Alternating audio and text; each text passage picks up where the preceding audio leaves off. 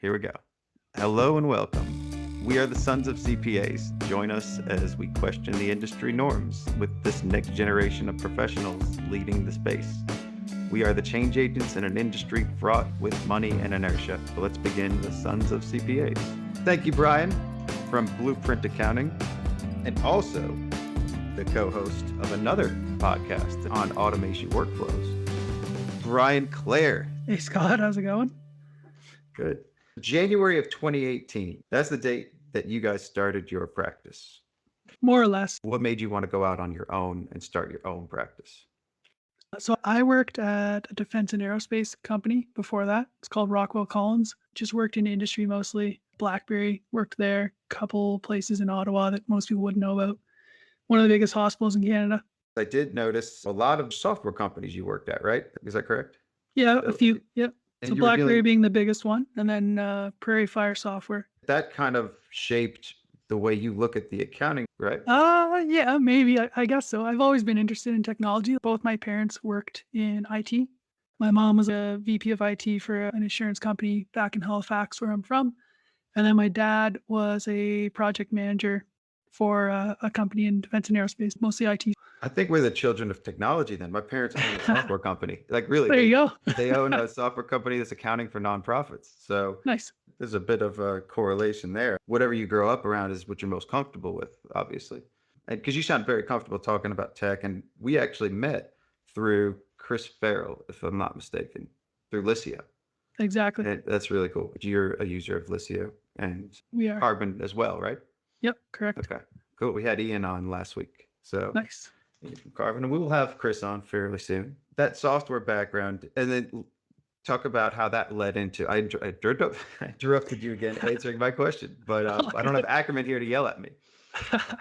So going into your own practice, I guess why is really the question. Two drivers. Number one was I kept bouncing around to different jobs in industry, couldn't find something that I liked. And I just like variety. So that's a big part of owning an accounting firm. You work with so many different clients, so there's so much variety, obviously. Mm. And then number two, being super interested in technology, I knew that there were all these apps out there that I could piece together and work, remotely or in the cloud, we'll say, and not be working on something like Oracle or SAP. But, what do you guys use in your firm? What apps are your primary accounting platforms? Yeah. Mm-hmm. Yeah, QBO and Xero. Okay. Yeah. And a lot of people that are doing both tend to not have a preference for one or the other. Is that, am I assuming that correctly? No preference. I think they both have pros and cons. Yeah. I think that in the past, though, Xero was the preferred cloud platform because QuickBooks had a lot of shortfalls, but QuickBooks has really, in the last 5 years at least, improved. And I don't see much of a difference between the two, so to speak. When we're talking about accounting tools, that's also because you're the professional at accounting workflows and automation. I may bring up some of the tech side, but if you say so, then I guess I am. No, I think all of us are swimming in a sea of apps, and those apps are starting to not necessarily merge, but you're starting to see the cream rise to the top. That's one of the things to where you've got another player up in Canada, FreshBooks, and I feel like there's got to be another cloud accounting GL platform. I feel like a lot of it, you need 3 players for them to all make each other better. In the cell phone space, you've got the AT&T, Verizon, and then it's Sprint or T-Mobile. But with accounting, what do we really have? We have some enterprise platforms. Yep. What about Sage? Come on now.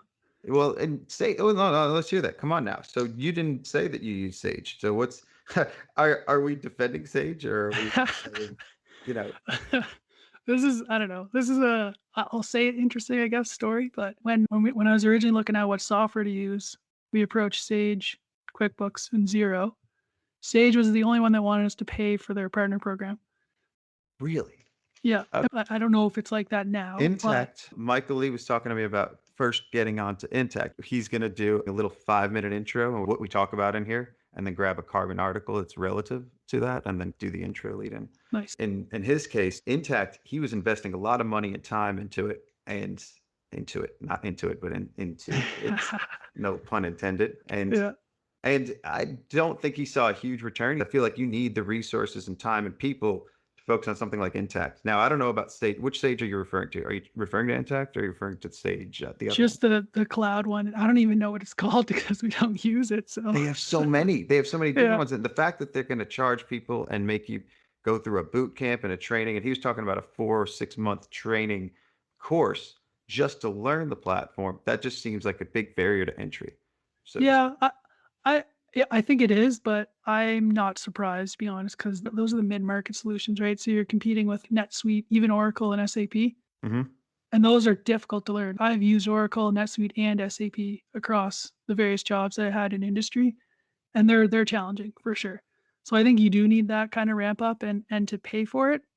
In my mind, yeah, I guess that maybe makes sense because it is such a larger investment. If you just buy it off the shelf, not through any partner, it's pretty expensive for any one of those ERPs. I think that for a client's perspective, if people are not going to just hire an in-house finance and get it off the shelf, if they want to hire and they want to outsource it, they want trained professionals too. Doesn't it set a standard of who you're going to hire to use and to work with for that? Yeah. So that could be an industry separator for Yeah. a lot of people who do want to invest the time and money into it. And that's a good point that you made there. Yeah. The Sage version though that we were looking at was like the QBO and Xero competitor. So we're like, why are we paying for this? And Everyone that's else does it for probably free. that could be their barrier to entry too. Maybe they don't want a big community. And if they do, if they claim they want a bigger community, then try and say, why aren't more accountants using Sage? Maybe because that's one pretty big reason right there. If you're going to charge Yeah. people, and the flip side, Xero is very active in promoting their product. And when we signed up for Xero, it wasn't that we had to pay anything. I felt like they were paying us. They were taking us out to dinner at little Xero cons, or they treated us special, even though we weren't anything special. They made us feel special. So I aligned with Xero probably because of that, and also because at the time it was better cloud product. I digress. Okay. So you started, and you have a partner. Mhm. Tell me a little bit about that. Tell me about how you guys decided to do this. So I actually had an original partner. We ended up parting ways back in 2020, actually. And then my current partner, we partnered up back in September 2020, I think it was. So he had his own tax firm. Blueprint was focused on CFO and bookkeeping. Mhm. Just made sense. Is he also in Ottawa? Yep. Okay. Yep. Then you brought on some of the tax aspect. Now, was your prior partner more tax focused, or how was Nope. okay? We were both in Canada. So it's CPA now in Canada. It's all merged. Previously, it was 3 separate designations. So Mhm. we were both CMAs. Was that fairly recent that they changed that designation, or? I think it's like 7 or 8 years now. Okay, well, that's a long time. That's about. I didn't realize that there was some other designations too. What are the other ones? And this isn't the Canada episode. This is just you're in Canada and Yeah. it's relevant, Yes. right? Yeah. Yeah. Yeah, exactly. So there's CA, which is similar to CPA in the US, CMA, which is what I have, a certified management accountant. I think you guys have that in They the have US as that well. here. Yeah. Yeah. Yeah. And then certified general accountant is the Okay. other one. Yeah. I mean, there's other like spin-offs from there, but they're not directly accounting related. So then just from that, they decide to merge. You can have the son of CGAs there. Right? Yeah, there you Yeah. go. So that sounds like a strategic move more Yeah. so than a logical move. It just sounds like a very strategic move to be able to take on different things. And was it a merger? Yeah, it was Specific- an amalgamation. Amalgamation. What does that mean? What does that word mean? He had a better share structure than me, so I amalgamated into his company and we just Cool. changed the Okay. name. Yeah. All right. All right. Cool. What was the name prior to Blueprint? So it was just his name. So Scott J. Armstrong Financial Consulting. And yours was Blueprint. Blueprint And then Accounting. Yeah. okay, so you take Scott Armstrong and then you go Blue. And all right, cool. Yeah. And you don't have to necessarily have your personal name in Canada on your firm, right? No. That's something that the US is starting to get the hang of, but really in a lot of states, they make it difficult. You actually, I don't know if you've heard of this before too, but No. in the States, you see a lot of firms with people's name on it because certain states require you to practice as a licensed CPA. You have to have your name on your practice or on your firm, whatever. I have another question in here that I ask a lot of guests, like, what is the difference between a group, a firm, and a practice? Because people tend to use them interchangeably. But Yeah. so That's so traditional though, putting the name. I never wanted that. yeah, and I don't know if you've heard, like Aprio is at a certain point they got pushback for the name Aprio, so the owner did change his middle name to Aprio in order to allow them to do that. And Wow. then they allowed it. There was like this North Carolina was not progressive enough. And I'm dealing with some things with our state of North Carolina, but there's, I would say maybe 12, 15 states in the United States that have these laws that are preventing people from becoming more streamlined and progressive. How are you going to Mhm. keep adding names to it? For every time you add a partner, you have to change a name or change names on a board. Like, Yeah. what does that really mean? What does like a law firm's a bunch of people's names that half of them don't even work there anymore or have nothing to do with it. Like, what's in a name? And I do like that you guys stuck with Blueprint because there's a lot of different ways that you can look at the word. I like Blueprint as a name just because of Jay-Z, but okay, like that's the first thing I'll think of when I think of Blueprint. Yeah. That's my It's our performance theme here. song, Yeah, there you go. Yeah. Do the you whole play Blueprint? track Yeah. The whole or album. album. There's two albums, right? Albums. Yeah, that's true. Three. The Albums. Blueprint 3 is one of my Yeah. favorites. Yeah. So There you go. you're on Blueprint 2 right now, right? Yeah. That's you merged and wait, what was the word? Acquiescence? No, it's not. Amalgamated. Amalgamated. You're Yeah. Blueprint 2, the Yeah. amalgamation. There we go. All right. So what's the focus of your firm? You said you have a lot of different types of businesses that you work with, and that was a draw for you, like the variability of Yep. clients working with and the excitement of owning a business. So what's your focus? What's your primary focus? We don't have one, to be honest. If we're talking about industry, so we're kind of all over the place. I actually just looked at this recently. We're probably like 25% e-commerce, Okay. and another 25% is marketing firms or like professional services. So before you looked at that, because I looked at mine recently too, and I think ours is kind of similar. I would always tell people whatever came to the tip of my tongue at the moment, or whatever I felt like saying. That's what we focus on, but we never had a focus. Yeah. And that's where we're at. We have maybe 25, most of our clients are professional services. I like to say that they mirror us, and that's what Mhm. we're best at. So we can help people and do a lot of advisory work, so to speak. The clients that are willing to pay more are the ones we can add more value with, and we can add more value with people that are like us. I would like us to do a different industry, but I think this is what's working for us now. Yep, I have the same thought process there. Actually, it's like we do fixed fee billing. Some of these professional services do the same thing, especially like marketing agencies. Yeah. So it's very easy to relate to professional services, I find, anyways. Even the professional services that still do hourly, I Yeah. feel like you can relate to them because they're selling knowledge and Yep. they're selling what they do and not necessarily a product. It's a little bit more relatable. Yeah, Um, totally. and speaking of time, this comes up a lot. What is your time philosophy at the firm? We do track time actually. Okay. I just said we do fixed fee billing. We do have one service that is hourly, and that's just cleanup because we don't know how deep the puddle's going to be until we step into it, basically. Mhm. So it's hard to do a fixed fee on that. But Well, that's interesting that you do hourly on cleanup because do you tend to have, because what I find with cleanup for us is it's a lot of times the client persona that's dictating the price of what we charge.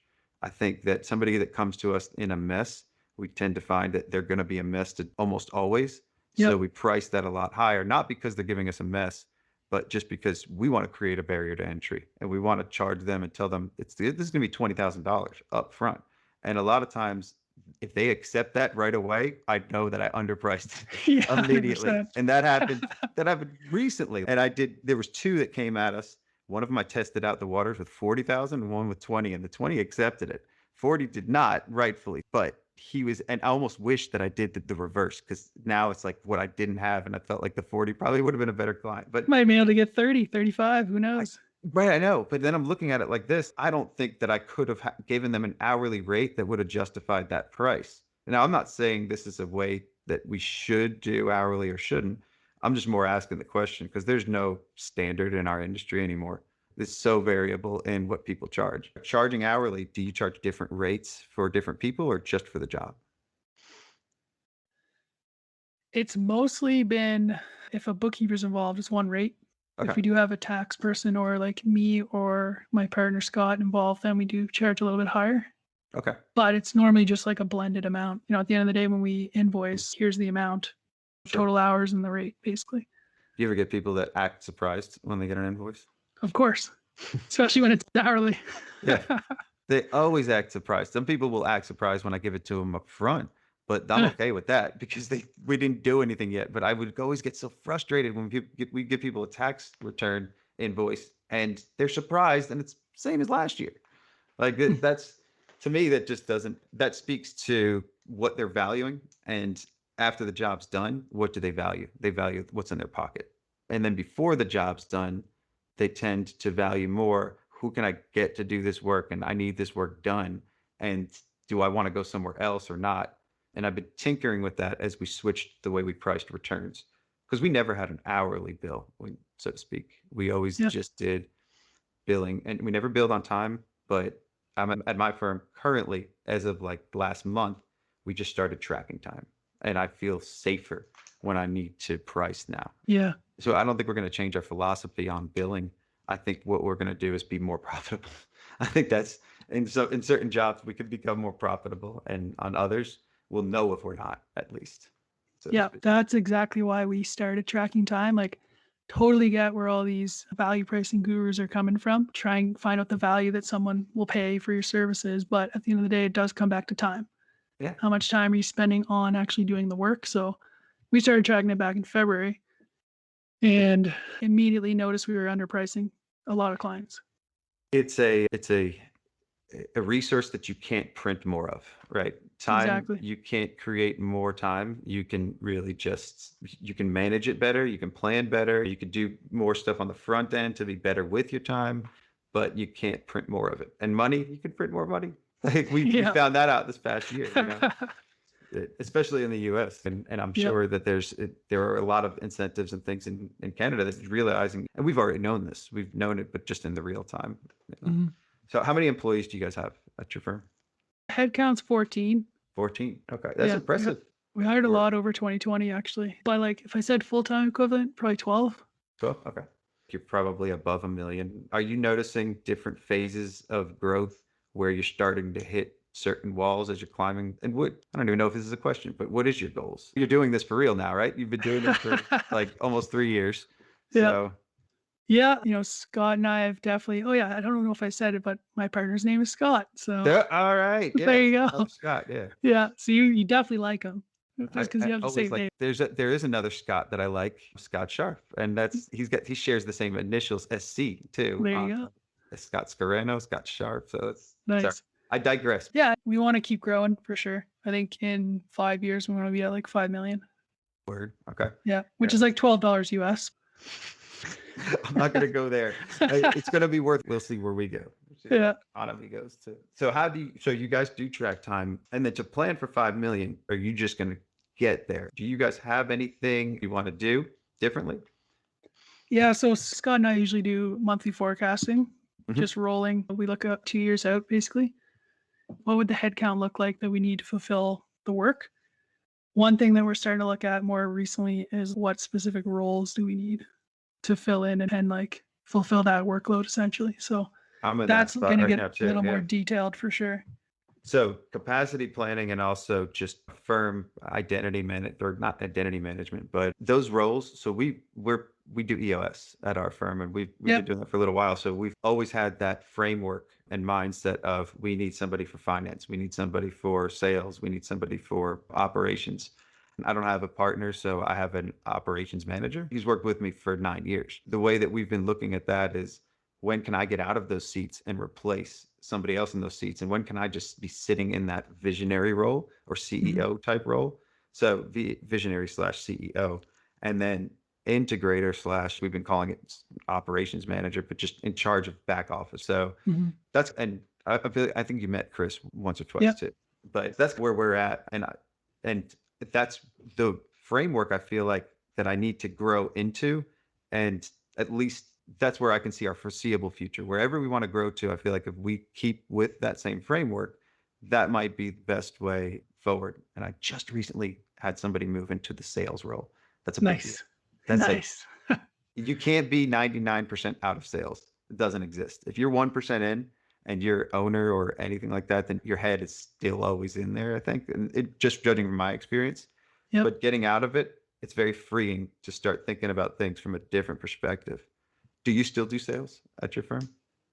I do a little bit, but that's also like a conversation Scott and I are having around like defining what our roles are actually going to be. So he's probably going to be the salesperson because he's definitely better at closing than I am. Okay. Okay. which is fine. Like I'm completely fine with that because I have other strengths that he may not necessarily have. Yeah. Yeah.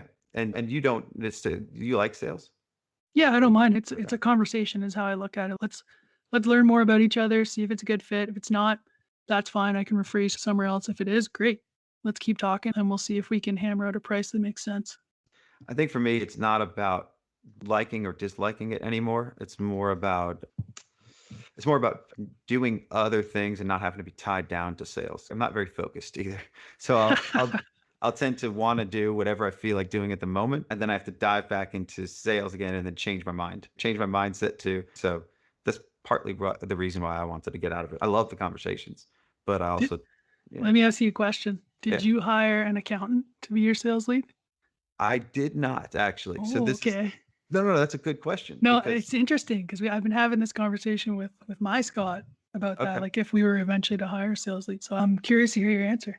So we have somebody that's we're calling the client success specialist, right? Or CSM, client success manager. That seems like a good term because that's what he does now. The one I'm referring to, Matt, is the front client facing side. He always has been, but he never really tied that to money. So it was always tied to happiness, keeping Hmm. people happy. And he's very good at that. And I'm trying to change that mind. And he doesn't do accounting. He handles support with payroll, and he's usually the head of onboarding and making sure that we get everything and their journey is good with us. He's usually that touch point. Yep. But now we need to frame it as being the first person they see and then tying everything they do to how can we help them and how can they pay us more to help them? If they have a Yep. problem, they need to pay us. We're professionals. We have professional services. They are paying us fixed fees, but what if it's not included? He tended to always want to make them happy and change whatever it was into we can handle that because they're paying us this much already. But it's not a give or take thing. They know what they're paying us for. And this is where a lot of accounting firms and a lot of places a lot of professional services tend to give away too much of what they have because that person is having a problem outside of what they came to you to solve. Yep. And Google's not solving it for them. So No. they're coming to us, whatever it might be. And sometimes it's, can you run a forecast or something separate? And there may not be a name for it. It might just be some one-off type task. And associating that with money, I feel like I don't do a very good job because I can't be that touch point everywhere. And there are certain people like in management, like Chris in operations or even admin, you have accountants that are working on their work, but they're just working on what the client gives them. Yep. Sometimes they don't know how to say no either. That So defined scope. yeah, that defines scope. So, a lot of accountants tend to be doers and they want to do what they feel most comfortable with. They don't feel comfortable handling money or talking about, money when it's not up to them. So I don't know if you have that issue too, where some of the team that's working directly with clients, then price comes up somehow. How do you guys handle that? So anytime that a client asks about price or like a new service or something, we always tell them to send it to me and or Scott. Okay. So then we have that conversation. And we don't want the way we kind of look at it is like we don't want our clients to have a potential negative experience with someone that they deal with on a day-to-day basis. Yeah. Right. Because let's say the bookkeeper or the accountant responds is like, oh yeah, it'll be this much. And they're like, what the F? Yeah. Yeah. They get Yeah. upset at them. Then it ruins their relationship. So we'd rather clients get mad at Scott and I because we know that at the end of the day, like our bookkeeper and our bookkeepers and our team have that relationship with the clients since they're always talking to them on a day-to-day basis. Why do we accept that a client's going to get mad at something? Why do we think that's a norm? I'm asking because I don't know. I've always thought like that too. I think there's a view that like accountants shouldn't have to charge for everything or like things should just be given for free Yeah. because like accountants are generally they just want to help, at least Yeah. from what I've seen, right? Like quick help, sure, I'll do it. But then when more money gets involved, it's okay, let's go look at your actual scope. This is what it is. This is what you're now asking for, which is out of that scope. So you have to pay more. And then that's where they get upset. And I think it's just the expectation that's been set over time Mhm. is that everything should be not free, but these additional requests should be free. And it's always with older clients that have been with you for a while, too, for me at least, that I tend to have to deal with things like this. But the ones that are newer, it might be that we're doing a better job of onboarding them and telling them what their scope is. Because in the past, it would just be, we're going to do your accounting and we're going to do your Mhm. taxes. And we never were very specific about what it was that we were doing. when they came back and then they got upset, it was because they expected us to do it because they thought it was accounting or they Yep. thought it was part of their taxes, when really it could be a whole separate engagement, getting forgiveness for PPP. And we haven't been charging for that. And I thought that was the admirable thing or honorable thing to do. But at the end of the day, we're doing extra work for that. So we Yep. probably should have charged for it. In a crisis, you don't know what the hell to do. When I haven't talked much about the whole PPP or the COVID stuff, but now that people are using the term PC post-COVID or BC before COVID, Okay, I've never heard that. That's good I'm though. starting to hear those. I'm starting to hear those, and maybe I just started it. I don't know. But I want to be PC. I want to be Yep. politically correct or fundamentally correct, however you want to say it. So I don't know what I was going to ask there, to be honest. But managing change, right? You guys are talking about having just changing the way in order to fit a firm that can hold 5 million, you may need to change the management structure. You may need to change some things at the top. Yep. You know, how do you guys just go about doing that conversation? Do you talk to people outside of the industry? Do you talk to people in the industry? What is it? What's your current philosophy on that? Yeah, I mean, I'm part of accounting salon, so I talk to a lot of people in there about their experience and whatnot, just because some of them have much larger firms than I do. Mm-hmm. Yeah, we So had like, Amanda on a couple weeks ago, so anybody who nice. wants to know what accounting salon is, Yeah, nice. Yeah, so Kenji at Acuity, they're Mhm. obviously much larger than we are. He's been there, so I asked him some questions. Liz at High Rock, ask her Awesome. some questions, that kind of thing. So it's interesting just to like pick their brains and kind of see what they've kind of done leading Yeah. up to like where we are to where we want to go. I And call then also Kenji a role just, model. He's my role yeah, model.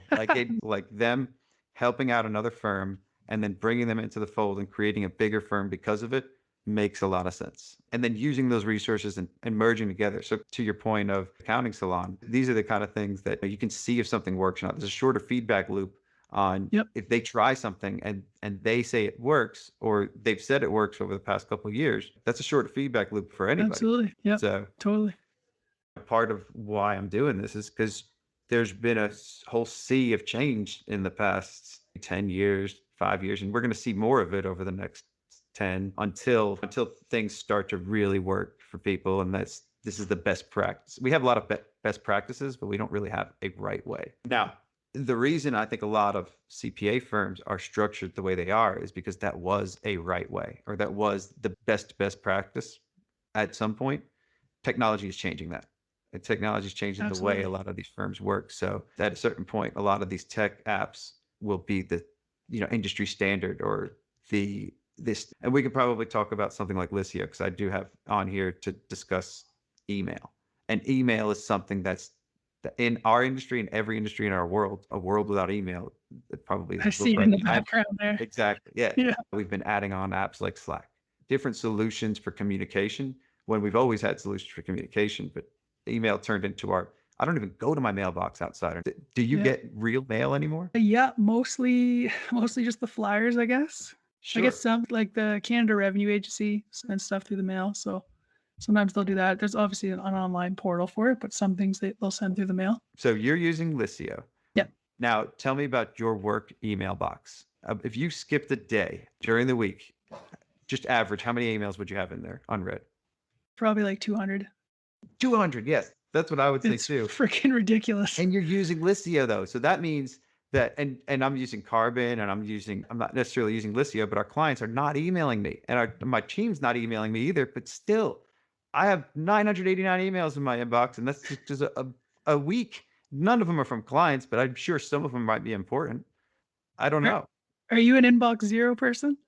I don't know what I am these days. I want to be, I get so much. You're I just want to like, be a zero inbox. I don't even want to go into my inbox. yeah, I'm not an yeah, inbox zero. I don't want yeah. to go in there and I'm afraid to go in there sometimes. So I'll go in and I'll skim what I can until I get too frustrated and then I just quit. Like I try to block some time to kill my emails and Yeah. go inbox zero. What about you? All right. How do you typically handle that? I should do that. I should do time blocking. I'm terrible at it though. So Yeah, I just have my Carbon is open in the background and it's on my main screen here where I'm looking at you on sure. and it's just there. Emails pop in and if I have a minute and it's a quick thing, I'll go do it. And figure out blocking time. In theory, I love it.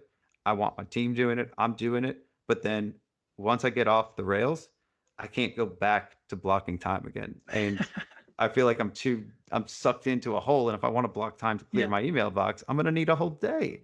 These are tough things to manage and tough things to change in our personal habits. Then how do we change that in our firm too?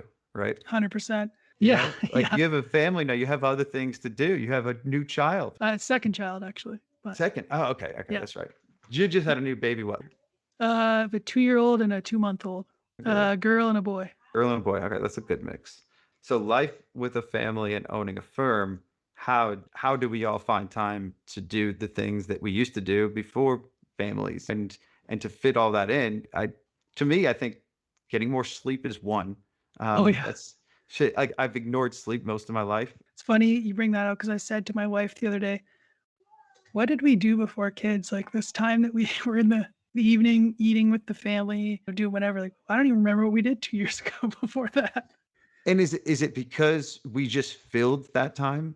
And I have the same feeling. But my daughter's 15 years old, so me is before iPhone almost. Like before Yeah. her was before iPhone, and before my life was before social media too. I feel like a lot of that, the Twitter and everything else, is a good time filler, but nothing very meaningful, nothing No. impactful, Nope. so to speak. It's just more of fodder, right?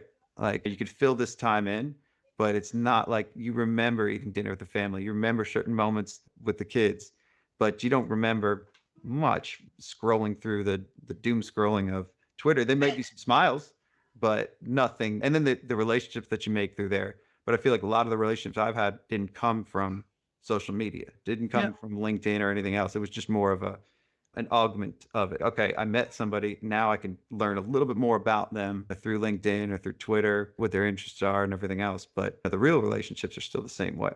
Oh yeah, definitely. So how did you, and then when you think about it on a regular night, were you building your business? Were you working? Were you filling it like with it? Can we really think of meaningful things that we were doing before that? Right. I guess like before I started my firm, I would work 9 to 5, Yeah. come home, and let's say as I was doing it on the side, basically moonlighting. I'd have dinner with my wife, and then I do a bit of client work in the evenings. Mm-hmm. Now it's basically wake up at 6 every day, get my daughter ready for the day, have breakfast with her, hang out with the family a bit, and then by I try to go to work like 8:30. And then I work from like 8:30 to 4, and then I'm off from about 4 to 6:30 or 4 to 7, hanging out with the family again, and then I'm back at work, and then I sleep. And that's my day in and day out. Yeah, that's it, but at this point though, like that sounds like my day. It's just I enjoy those days a lot more, and I look forward to the next one. Whereas before, it was like I was doing a little bit of client work at night, and I didn't want to do it. Like I wasn't too happy doing it, or I was Yeah. doing a little bit of this or a little bit of that at night, but it wasn't something that I really enjoyed. And then the next day would just be rinse, wash, repeat, and then go out on the weekends or do something on the weekends that you look forward to. These are the times that we have to manage change in our lives and then manage change in our firms. And then I've changed management. That's something I wanted to discuss because I feel like somebody that started within the last few years probably doesn't have to deal with as much change in a firm, so to speak, than somebody who's been doing this for a while, but maybe wants to grow more and wants to, I guess, how do you yourself manage change in a firm, or do you have a lot of change? I guess I'd say that I've been lucky because the firm started in the cloud, right? We didn't have to deal with like desktop apps and then how crappy the cloud apps were when they first came out. Uh-huh. So like 2018, if you go back then, 3 years, it was still pretty good software. So that's a huge pro for us. There's definitely still change management, like around any software that we want to implement. How does that fit into like our current tech stack? And then especially if it's client facing, Mhm. what does that look like when we introduce it to clients or the timeline around that as well? That's the most part of the change management, I guess. And then maybe a bit like right now we're going through some SOP updates, that kind of thing. So got to manage that as a whole project itself. So SOP updates. And do you do your SOPs in Karbon or are they outside of Karbon? we're going to be doing them outside, but Okay. I haven't actually decided if we're going to like link backs. For example, you have kind of all the tasks that you do in Karbon is, you can do hyperlinks on task descriptions. Yep. So I haven't decided if we're going to do that and then link it back to, Do you have a Google a Sheet, or Loom what do you? video or, Okay. Yep. we use Scribe. You heard of Okay. that one? No, I've not heard of Scribe. Basically, you can turn it on like Loom, and it'll record what you do and click through on your browser. And then if you have the desktop version, which you pay for, it can record what you're clicking on your desktop. Oh, It pretty much just says, click here, click on this link, click on that button, that kind of thing. That's all it really says. But then you can just go in and edit it afterwards and so add whatever narration you need, I guess. I went real deep in that, but I'm interested because we do something very similar where our SOPs are in a Google Doc, and we'll have links to a Loom or Karbon will link to the Google Doc if there's more information. So the Karbon is more for the tasks on what we need to do, and then if there's more augmentation or more detail, it'll link out to a Google Doc. Nice. I feel like there are other things to do that, but for SOPs, a lot of them aren't necessarily client work, and we've been looking at Karbon as client work. I would like for it to be more, and like to just work within Karbon, because that might make me better manage my own time, because I don't work out of Karbon. I may do my email out of Karbon, but I don't necessarily do a lot of work out of there. Yeah, the work items and tasks and stuff. Yeah. We're actually building, because we're a Microsoft firm, so we use Teams instead of Slack, but we're going to build out client-specific processes on individual channels. So they have a wiki option. Okay. We can put links to like Loom videos and Scribe links as well, and then just sometimes you just write out like a client-specific process directly on the wiki. Okay. And wiki's built into Teams? Yep. Okay. That's interesting too. And then if you do keep all of that, do you guys use Macs or PCs? Both. Both? Okay. And that seems to work just fine on both, I think. Yep. Microsoft ditched Skype. They owned Skype, and then they just ditched it. Yeah, they left it on the side, and they started their own Teams. And Teams seems to be just like Zoom, just meets and all that. I think it's just more of a personal preference, like QuickBooks or Xero or Mac or PC at this point. They all do the same thing. For sure. I'm not on a team of one versus another. It's just more of what are you comfortable with. Then again, all we use is Macs, and I think that's for us. The Mac versus PC is a virus deterrent. I think that it's a lot. You do have to change your personal habits, make sure that people don't click links on emails, but a Mac has a nice barrier on there, and we haven't had any issues. Once we got hit with a ransomware 3-4 years ago, and every Mac at the office, I don't know how long ago it was, but it was before COVID. It was BC, ransomware BC. So we got hit with it, and the only machines in our office that got hit were PCs, and the Macs were safe.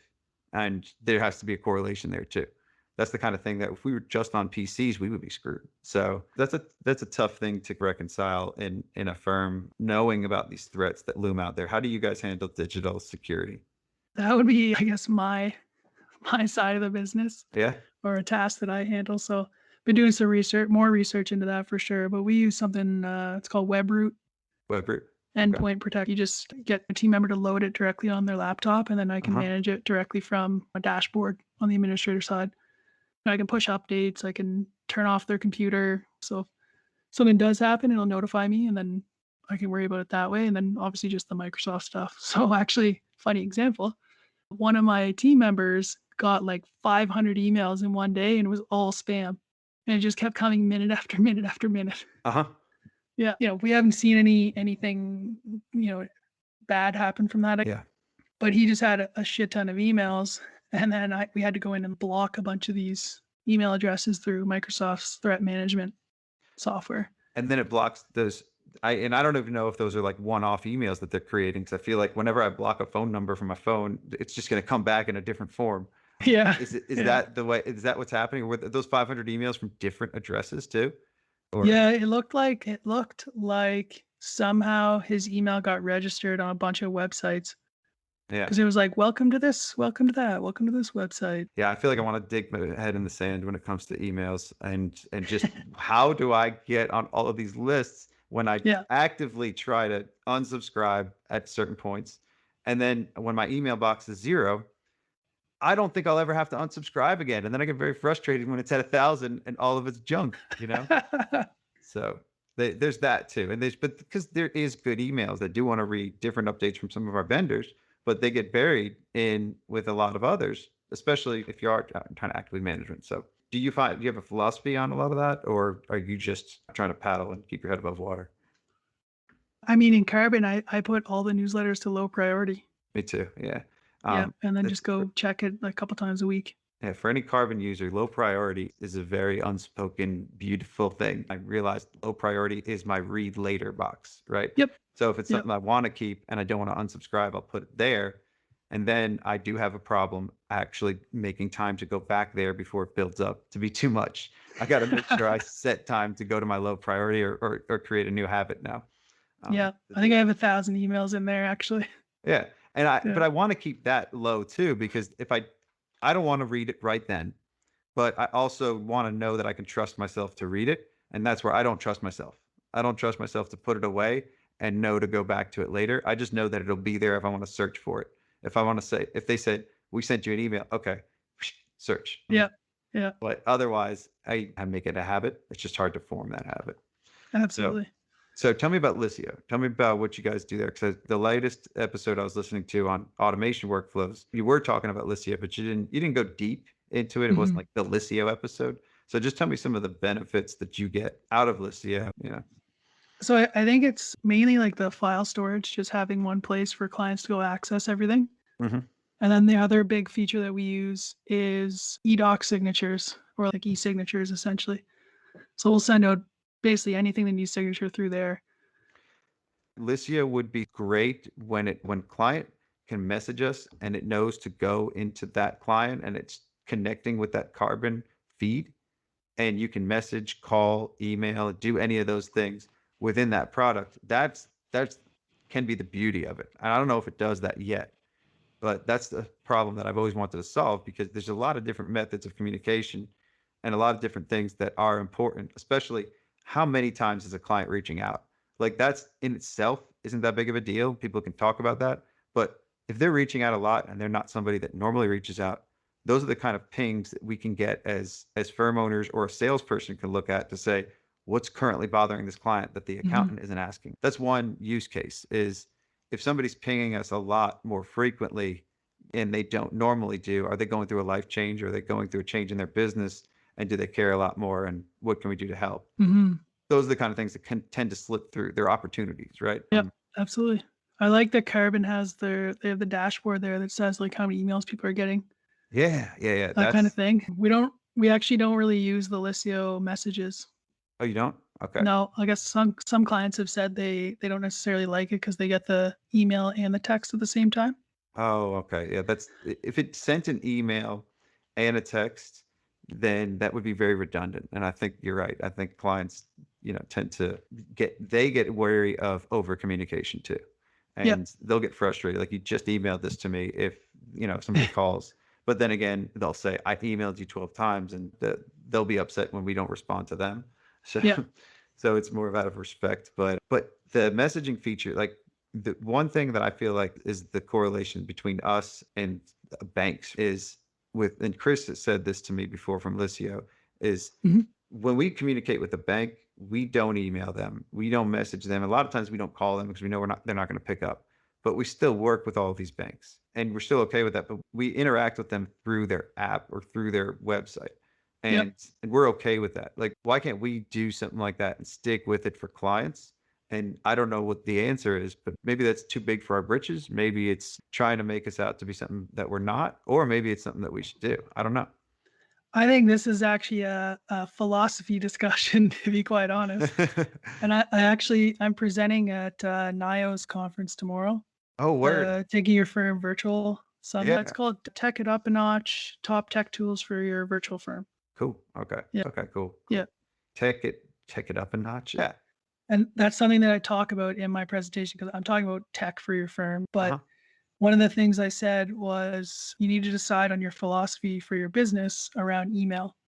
And I said in my mind, there's only two ways. You're either a help desk function or it's a one-to-one email.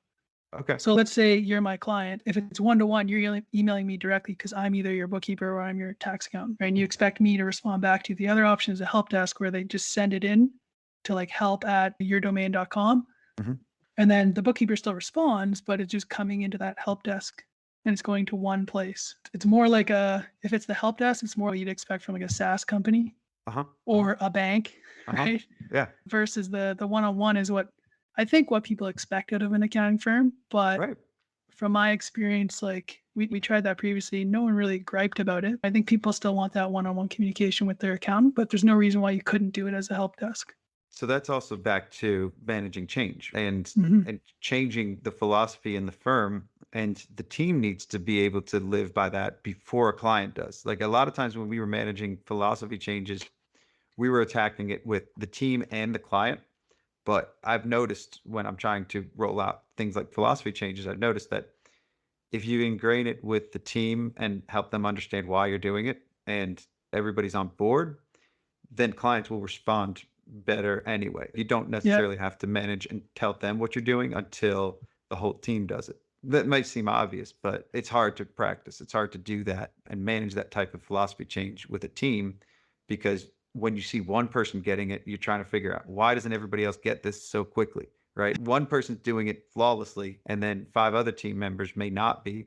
Is it that one person's that much better or are they just a better adapter? Can they manage that kind of thing better? Yeah, let's jump onto the podcast. I guess talk about your experience doing a podcast. How did you get into it, so to speak? Ooh, I think so. Heather Satterley is my co-host. She has her own firm. She's in the US. Again, I'm in Canada, so it's a nice dichotomy there. But yeah, I don't know. We were just both talking and we're like, you know what? We both like talking about workflows. We both enjoy automation. What if we share this knowledge with the rest of the accounting industry? Because I think I remember at some conference, what was it? There was something, it was like 15% of firms are considered like cloud accounting firms. Mhm. But this was a couple years ago anyway. So, It's you know, if you probably the look at same now. It's probably yeah, still you the look at the same. flip side, right? Yeah. Like 85% of firms are not online. For them to have something to refer to that gives them actionable tips to try and get online and Mhm. automate some things, I think there's value there. We'll see based on the listeners and that kind of. This is the kind of stuff I would eat up when I first started out. And I have a growth mindset and I want to change and it gets very frustrating. But then I realized that it's very frustrating for a lot of other accountants to even deal with any change. And Yep. they're happy with the way things are. They could come to something like this, like your podcast, Mhm. and learn more about certain things to change. And if they want to dive into a topic and go deeper, that's there. You're not going to watch one webinar and decide I'm going all in. I'm going to fully automate my tax process. Yeah. And I think it's awesome that you have that podcast and you have fun doing it too. Yeah, definitely. Getting to talk about tech is fun. Like I do it anyways, during the day with my team or clients or anyone really that wants to listen, but it's more fun just to do it with someone who's also passionate about it. Yeah.